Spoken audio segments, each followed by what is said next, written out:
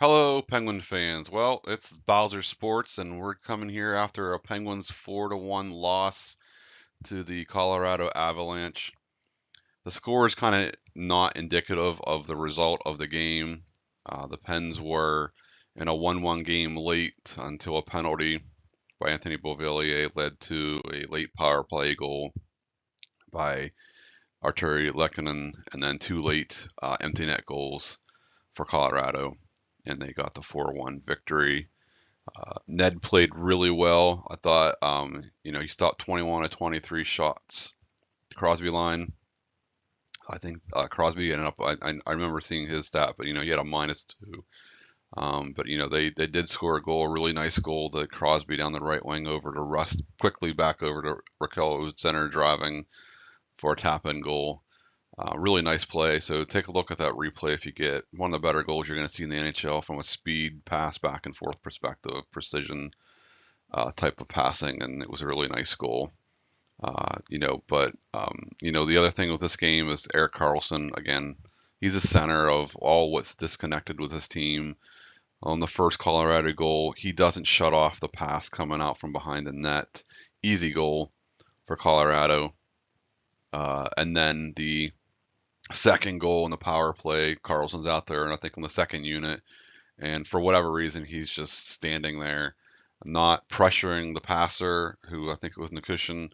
And when the puck gets over to Lehkonen for his second goal on a one-timer, he, doesn't stop the puck. He just basically keeps backing away from the passer and basically gives the lane away to Nikushin to get it over to Lehkonen. So again, Karlsson has struggled all year. We know it's not his forte. He doesn't fit this system.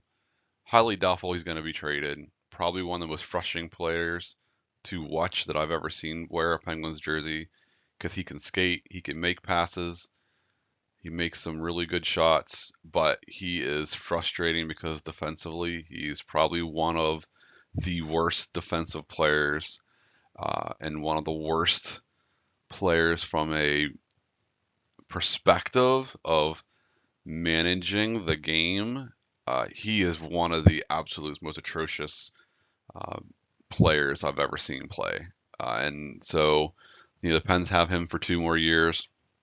Best case scenario, Pens are able to move him at the deadline this year. Highly doubtful.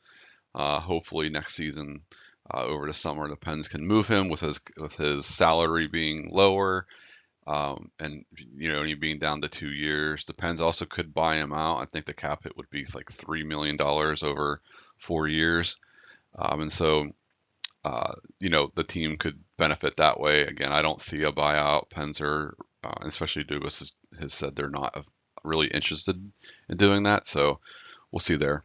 And just a couple other notes. Vladislav Kolyachonok was really good in his Penguins debut. I thought he skated really well, made good passes, pinched when appropriately. Thought he backed off when he had to. So a really nice debut. He had one scary turnover. Thankfully, Ned came up with a really big save, and the puck just kind of hopped off his skate right in the slot. So, other note, Murashov was actually recalled to Wilkes-Barre Scranton, even though Blomqvist was demoted. Philip Larson got to start, and Blomqvist ended up being the healthy scratch there. So something to keep an eye on. There are thoughts that the Pens are going to try to move a goalie in the NHL, Tristan Jarry or Ned. So keep an eye on that. I think if anyone goes, it's not going to be Jarry, and so maybe if there is a move, it'll be Ned. Again, what type of deal that's going to be? It's probably a swap of contracts. The team's trying to have their goalie depth set, and maybe they got some extra player, either a 13th forward or a sixth, seventh defenseman type of situation where they're probably going to move out a guy who's not really going to get an opportunity, and they want to get that depth in goaltending. And so that could be a move that I think happens, and so Jarry becomes the starter probably with maybe someone like um, Philip Larson coming up and getting an opportunity to kind of play with Jarry and kind of finish the season off and let Blomqvist and Murashov kind of rotate between them, and have that nice, healthy competition between the two young goaltenders. And it comes to playoff time for Wilkes-Barre. Hopefully, Wilkes-Barre is able to utilize those two and have a little competition, and then let the best guy win. So you win a game, you play the next. If you lose, the next guy gets in, and that's the type of thing I think the Pens need to set up here coming up in the AHL with Marshall and Joel Blomqvist. The next game for the Penguins is going to be on Friday after the trade deadline, so they go out to Vegas Golden Knights on the road at 10 o'clock. And then speaking of the trade deadline at 3 p.m. on Friday, we've got Ned, as I just mentioned. I think he's a prime candidate to be moved, but also just keep in mind that I think Matt Grocek is of the players uh, that I mentioned yesterday with Achari, who I think is most likely to move. I think from this list here, I think it's Matt Grocek. I think he's the most likely to go. Again, I don't think the Pens are going to get anything major beyond probably at best a third round pick, more likely a fourth or fifth, and maybe a swap of, again, contracted value players. The team takes Pens are going to take a contract back for teams for salary cap spaces. But so I think he's the most likely to go. Kevin Hayes is going to be someone a team's looking for that 12th, 13th forward, looking for a veteran guy who can play power play, can get on the penalty kill, outstanding in the locker room, veteran leader, going to speak up. So I could see Hayes getting an opportunity somewhere. Again, you're not going to get much for Hayes, if anything at all. Maybe a future consideration, 6th or 7th round pick because of his skating skills are deteriorating, and then the fact that he's got one more year left on his contract. So that's kind of where I think will happen from some different trades I mentioned last night in players, and today just quickly focusing on these three guys.